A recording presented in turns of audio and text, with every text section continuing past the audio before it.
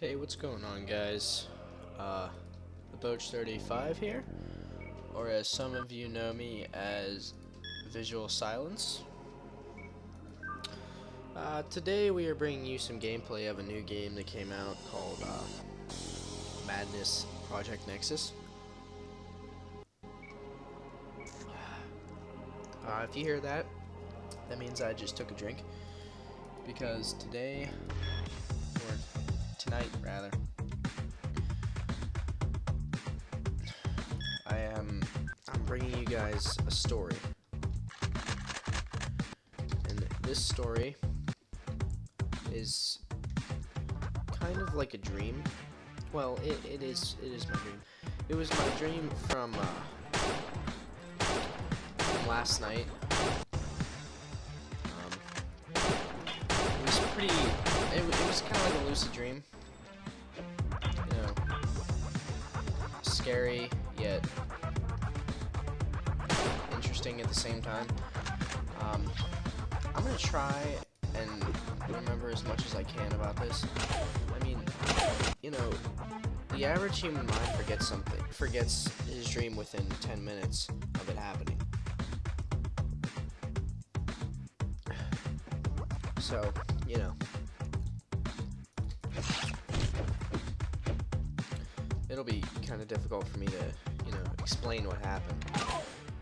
So, let's get to it, I guess.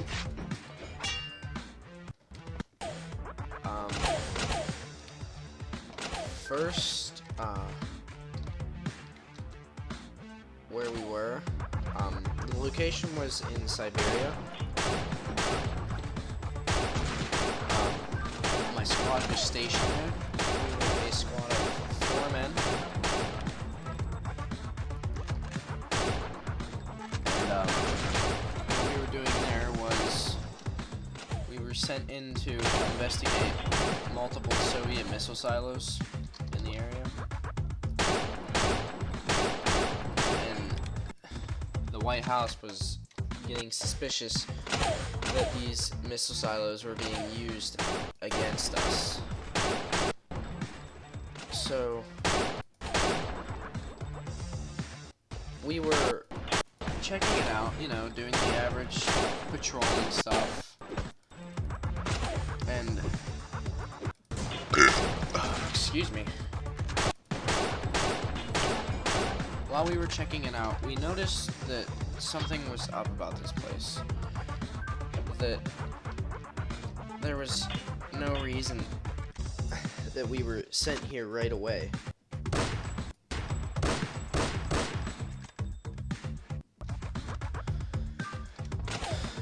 I mean, Command, they forcefully sent us here right away.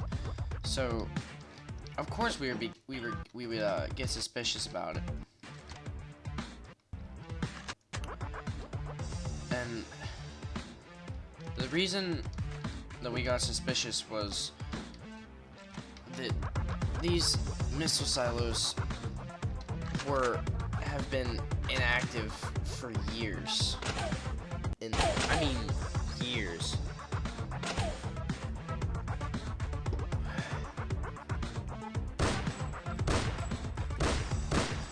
We're talking decades.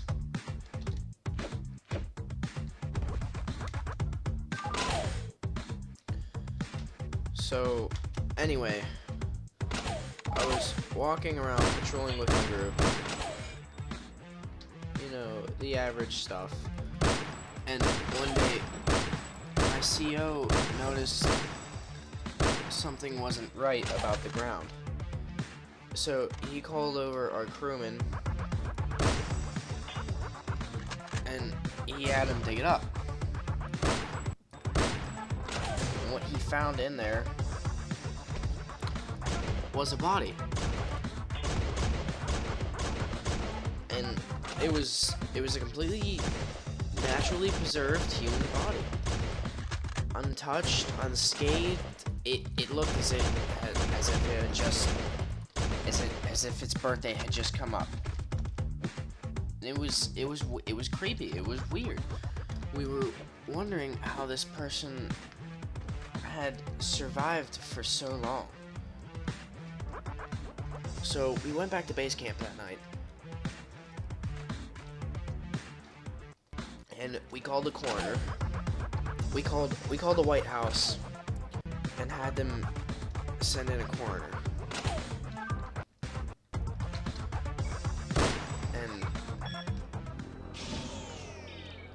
And you know, coroners, they come in, check out stuff, usual. Enter name, Sabo.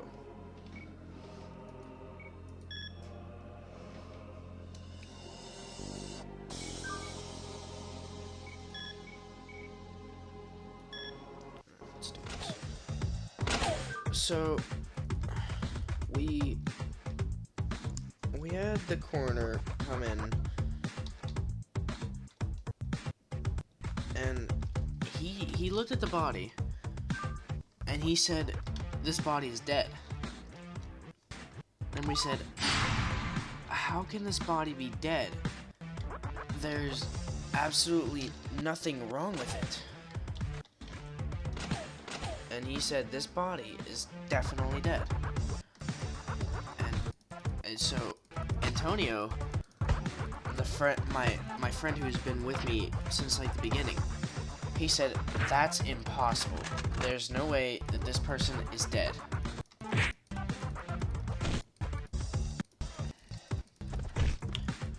And the coroner said, this body is definitely dead."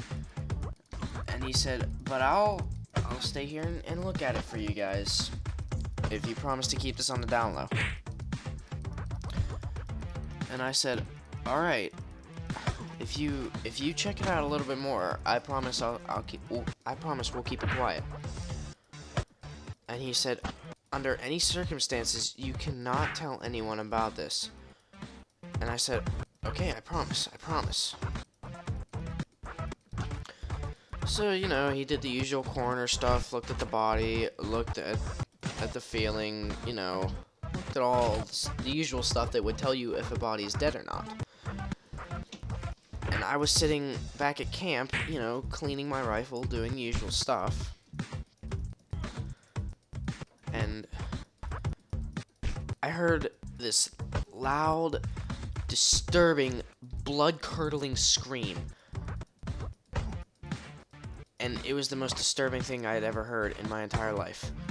I mean, there's nothing that could possibly describe how scary this was. And I went back to look for the coroner, and he wasn't there. So I called over Antonio, and I said to him, "Hey, where's the coroner at? I mean, he was just here, you know, checking out the body, all that stuff, you know, examining the body and all that." And he said, "I don't know. I thought you knew where he was." And at this point, we noticed that our crew disappeared too. Like, the guys who were guarding the coroner, they disappeared.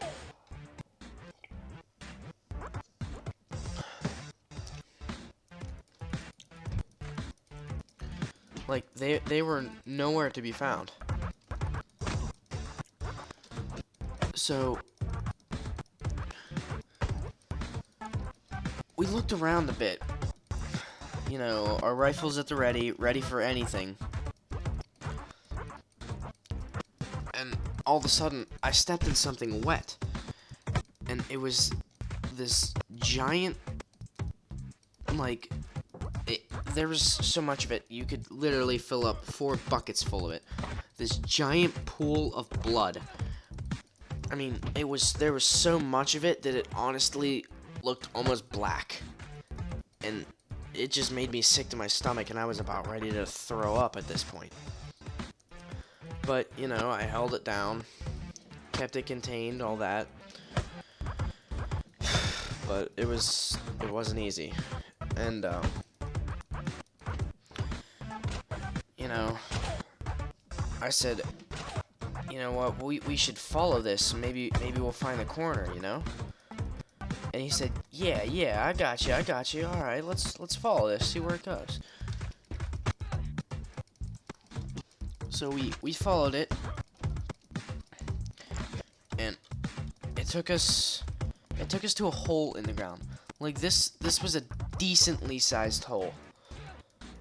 Like this hole was big enough that you could probably stuff an elephant down there.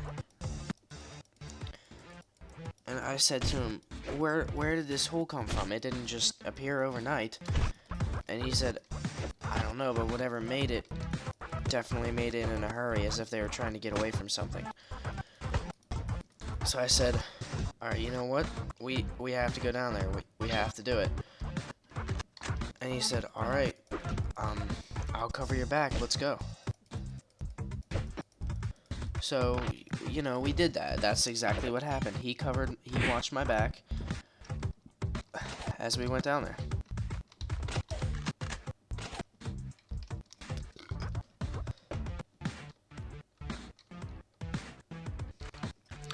So, we're walking down the hole, and we see people down there. But there's so much blood all over the place, I couldn't handle it, and I was trying to keep conscious, but it just wasn't happening. From what I remember, I passed out, and when I woke up, I was in a room. And I walked out, and I looked at the people. There were 6 people sitting in a nice little room. It looked like a penthouse, like a luxury penthouse. It was underground because we were still in a hole. So we're down here looking around. I'm looking at these people, and the girl behind the bar looks at me and says, "You're finally awake." And I'm looking at her like, "What are you talking about? I was just sitting here 5 minutes. I was just up there 5 minutes ago." And there was a man in a business suit, and he said, "No, you've been asleep for at least 2 or 3 months now." And I said, 2 or 3 months? How is that possible? I was just up at the top of that. I was just at the bottom of that hole 5 minutes ago. And he says, No, you weren't. You've been asleep for 2 to 3 months. You passed out down at the hole, and your friend here dragged you down here. And I looked over at Antonio, and I could just see this horrified look on his face, like as if he was just mortified at what was happening. And the 6 people that were sitting there was, well, 5. One was behind a bar. The first person was a man in a fancy business suit. He looked like he was the head honcho running the show. And there was a woman sitting beside him, maybe late 20s, early 30s, around that time frame. You know what, guys? We're gonna pause the video here. I will be back very shortly. Visual. Alright, guys, and we're back. Ready to continue on from where we last left off. Where we last left off, we were just beginning to describe some of the characters that we have already met. We've already met, we'll call him the businessman, the man in the suit. We've met the woman, the very attractive woman in the red dress. We'll call her the seductress.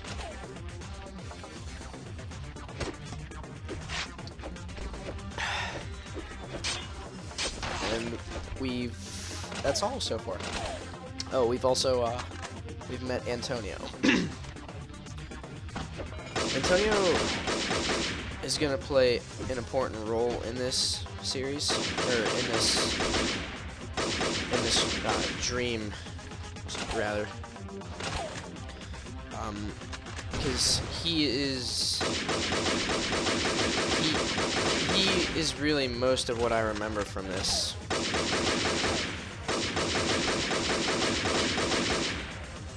So, let's get back to it. Next we have a man wearing kind of like a, kind of like what, like Aristotle or someone like, what's his name? Someone like Aristotle. Something like what Aristotle would wear.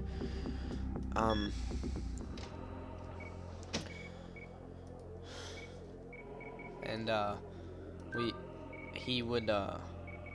this man was the tactical, he's what we would call the thinker of the group. And this man would think of things you wouldn't normally think of. Like, this man was a genius when it came to things like this.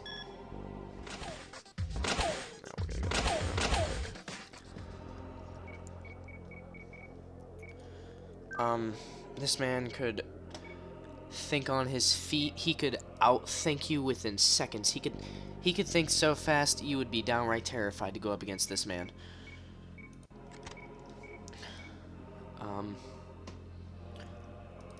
But like I said, this man was a genius.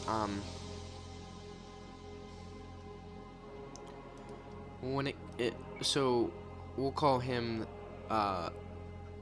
the brains, or we can call him the thinker, I guess. Yeah, the thinker sounds appropriate for him. So the thinker wore like philosophical clothes.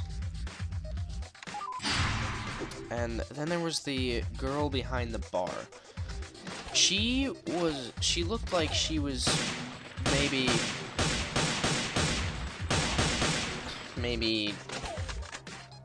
late teens, maybe like 19 to early 20s. I mean, she was young. I remember her vividly because she was always so enthusiastic about everything. And anytime that somebody did something, she had to know about it because she always wanted to be involved with it. She would, and she was the one who said that I woke up. And that's when I wondered, what are you talking about? And, so basically, we've met all the characters, so let's get back to the story.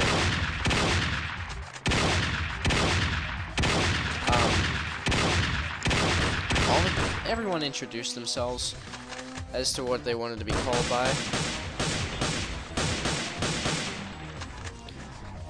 And, so basically, Antonio stepped in and he said, well, it's true, you've been asleep for 2 to 3 months now. And I said to him, how is that possible? 5 minutes ago we were just at the top of that tunnel.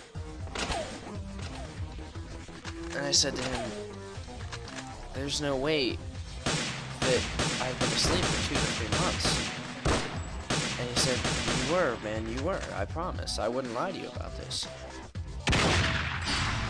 And then, the girl in the red dress confronted me saying, we've been monitoring your dreams for quite some time now. and all of your dreams have basically taken place of events that's happened in the real world. And she asked me, do you remember getting in a fight with a gentleman? Or do you remember getting in a fight with 3 gentlemen in a parking lot, and they were trying to take your money? I said, yeah, that happened yesterday. And then I said to her, I must have been asleep for quite some time, because I remember that happening yesterday, even though yesterday I was still at base camp.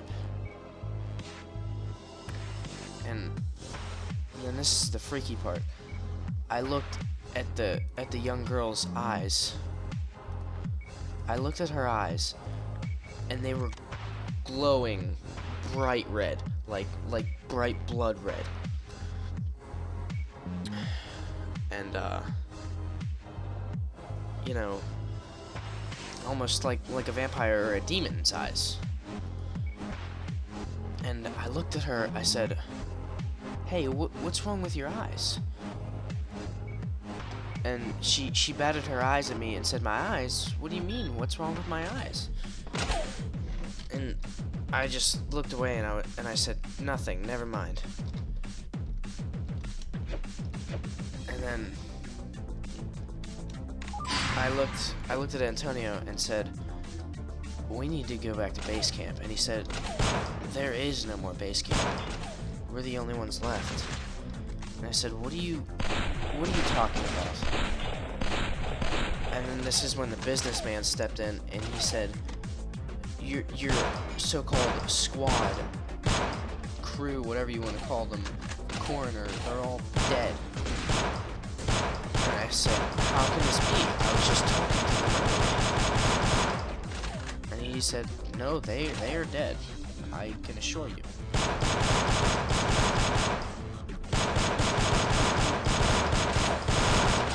And I just looked at them with this odd look of concerned worriment on my face.